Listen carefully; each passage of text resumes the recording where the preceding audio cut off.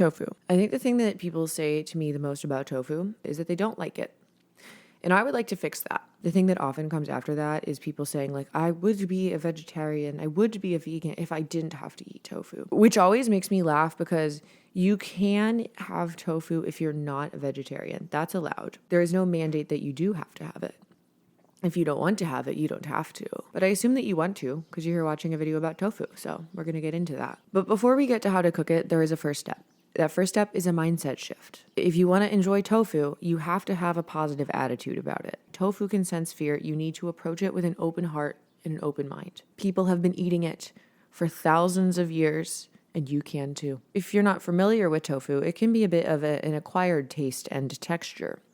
But the great thing about acquired tastes and textures is that you can acquire them. We're going to do that together today. I have 3 tofu methods for you. I would say that these are tofu methods for new converts. There is an advanced stage of tofu eating, which is just like eating the block raw. I don't recommend starting there. You may find yourself there one day, but we are just beginning our journey here. So to begin, number 1, silken tofu.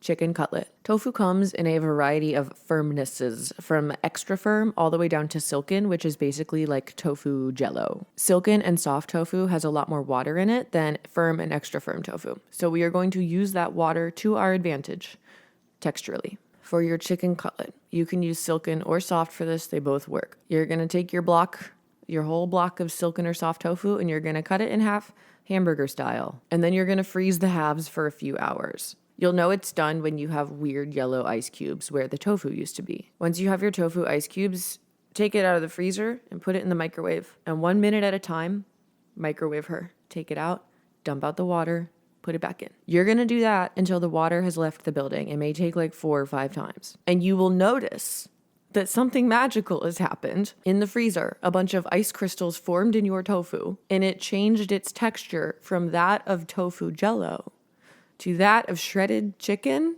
and now you can use it exactly where you would use a chicken breast. It's a tofu breast. There's such an obvious soy joke to make here, and I'm not gonna do it. But yeah, you essentially have like 2 raw chicken cutlets now. You can tear them into small pieces, bread them, and make nuggets. I made them into 2 chicken cutlets, and then I did a little like chicken parm thing. The breading does not stick if you try to do it while it's still frozen.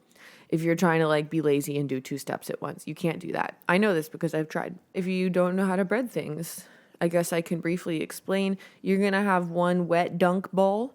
You're going to want like a milk and some sort of emulsifier. I used almond milk and cornstarch. You can season that.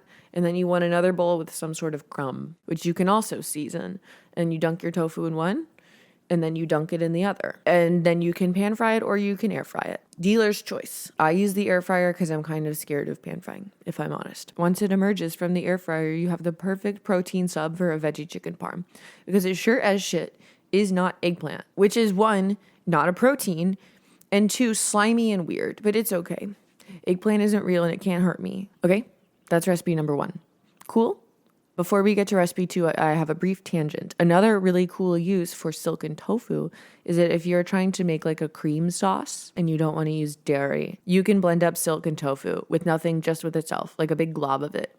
And that is like a really good cream replacer. Okay, number 2, takeout tofu. I learned this method from vegan punks on Instagram. They make a ton of videos for the tofu curious. So if that's your vibe, you should check them out. I imagine that might be your vibe because you're here. This method is the closest thing I've ever made at home to the tofu you get at a Chinese takeout place. It is so delicious. It's like super, super crispy on the outside and super gooey on the inside. And it takes to sauce like magic.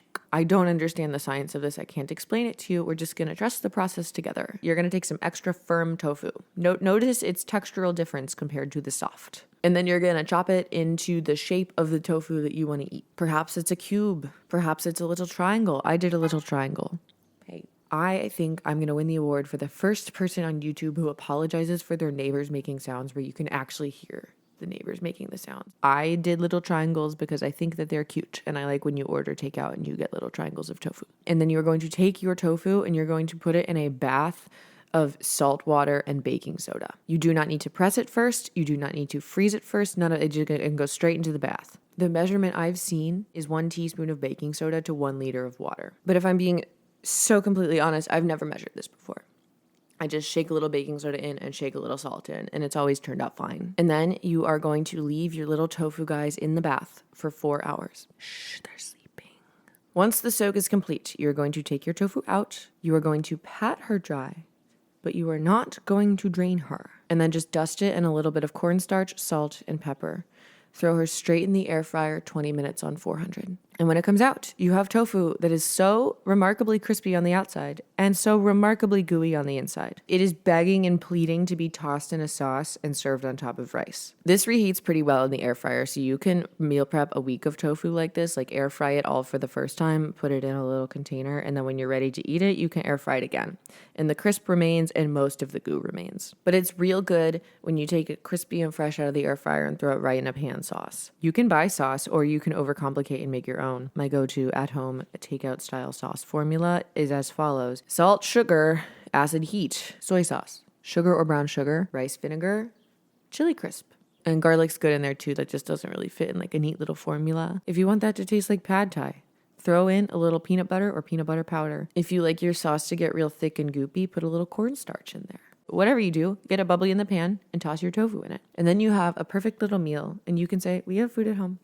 We have takeout at home. I actually got kind of crazy a few weeks ago. Haha, she's so crazy. And combined the first two methods. So I did the baking soda soak, and when I took it out, I breaded it and air fried it. And I made this little like Greek salad with tofu kebab kind of moment, and it was delicious. There are so many things you can do as you advance in your tofu journey. Number 3, tofu as an egg. There are a handful of foods that I didn't care for as a non-vegan because they just gave me an ick that I do like as a vegan. Because while they taste quite similar, they don't have the sort of fundamental essence of the thing that gives me the ick. Mayonnaise, prime example of this. As well as eggs. Not a big egg guy, but big fan of tofu as egg. You are once again going to want some extra firm tofu for this, and you are once again going to have to freeze it. You don't have to drain it first. I don't know why everyone's always talking about draining tofu. This has never been a part of my tofu experience. I don't really feel like you have to do it. But anyway, you're going to crumble your extra firm tofu into a Tupperware, and then you're going to freeze it. And then it's going to become kind of like the tofu ice cubes we had earlier, but in the shape of crumbles because it has been crumbled. And once it has done that, you are going to do the same thing you did with the cutlets. You're going to microwave it a few times, dump out the water until you have these little spongy pieces. And you may be looking at them and thinking to yourself, why does this kind of have the texture of scrambled eggs? That's odd. There's something egg-esque about it. Hi, lady. This is my tiny girl. This is Sylvia. This is when she sits up here, she looks like a little gargoyle. See, she looks like a little gargoyle. We call her the gargirl. So you have your little scrambled eggs now. When seasoning a tofu egg, if you really want it to taste like egg, you should get black salt, which has like a sulfuric taste to it. But if you just want to season with what you have at home, what you're going to do is make it taste good and savory, and then just put it in context with other things that belong with eggs, and that in context with the texture of the tofu, you're going to have an egg-like experience. The thing about cooking is that most stuff with oil and seasoning in a pan tastes pretty good. So don't stress about it too much. So I used nutritional yeast, mustard powder, soy sauce, salt, pepper. Turmeric will make it yellow so it looks like eggs, which I think is an important part of the experience. I do think you should get turmeric and make it look like eggs. And I took this tofu and I fried it up in the pan with some breakfast burrito type ingredients.